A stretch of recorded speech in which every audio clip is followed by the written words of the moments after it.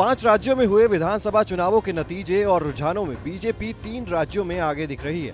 BJP को सबसे बड़ी जीत मध्य प्रदेश में मिलती दिख रही है।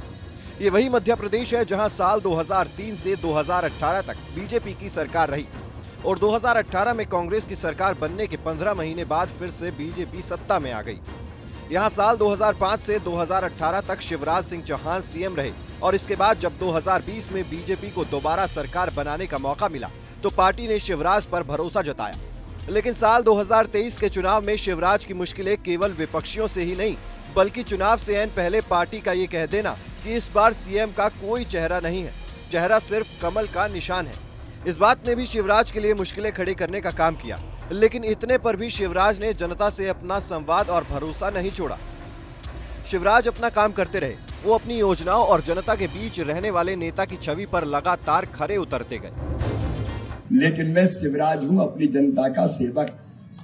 अगर मर भी जाऊंगा तो राख के ढेर से फिनिक्स पक्षी की तरह फिर से पैदा हो जाऊंगा अपनी जनता की सेवा के लिए। शिवराज सिंह का ये बयान 11 अक्टूबर का बताया जा रहा है। ये वीडियो भोपाल की है, चुनावी सभा में जहां शिवराज बीजेपी प्रत्याशी आलोक शर्मा के लिए प्रचार करने के लिए पहुंचे थे। इस सभा से कुछ समय पहले ही शिवराज हरिद्वार में संतों का आशीर्वाद लेकर लौटे थे। जिस वक्त शिवराज हरिद्वार में थे उन दिनों ही एक कांग्रेस समर्थित ट्विटर हैंडल से श्राद्ध के दौरान टिकट बांटने को लेकर शिवराज का फोटो लगाकर लिखा था कि श्राद्ध में टिकट बांटने वाले का ही श्राद्ध होता है। 2 दिन की चुप्पी के बाद शिवराज के पास मंच था और उनकी जनता भी। बस फिर क्या था, शिवराज का इस चुनाव का चर्चित बयान सामने था। उन्होंने क्या कहा ये आप भी सुनिए।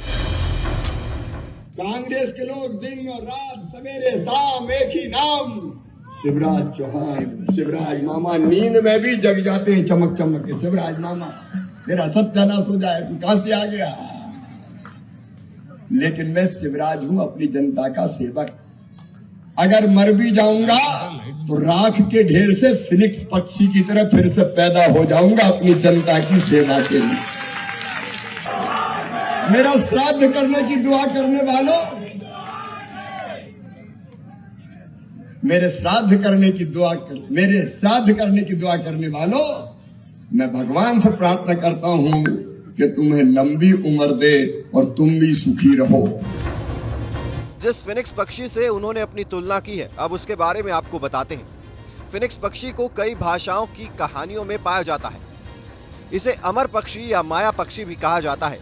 इसकी उम्र भी 500 से 1000 साल की अनुमानित होती है। ऐसा बताया जाता है कि जीवन के अंतिम दिनों में इसके घोंसले में आग लग जाती है और कहा जाता है कि फिर नए फिनिक्स पक्षी का जन्म होता है। अपने ही राख से पुनर्जन्म लेने की काबिलियत के कारण ऐसा माना जाता है कि फिनिक्स अमर है। हालांकि कुछ कहानियों के अनुसार नया फिनिक्स पुराने का बच्चा होता है। कुछ प्राचीन कहानियों के अनुसार ये मानवों में तब्दील होने की काबिलियत रखते हैं। ये चीनी रोमन कथाओं का पात्र है, मगर शिवराज सिंह भी राख से जन्म लेने वाले नेता से कम नहीं है। उनके नेतृत्व में 2018 के विधानसभा चुनाव में कांग्रेस से ज्यादा वोट मगर 5 सीट कम लाने पर बीजेपी आलाकमान ने इस्तीफा दिलवाकर श्यामला हिल्स के मुख्यमंत्री निवास से हटाकर लिंक रोड के एक बंगले में बैठा दिया था।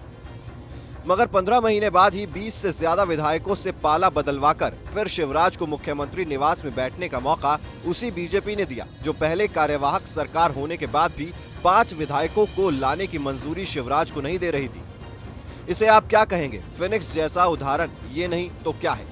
लेकिन इसके बाद भी शिवराज की परीक्षाएं कम नहीं हुई। पार्टी आलाकमान ने साफ कह दिया कि इस बार चेहरा कमल का निशान होगा।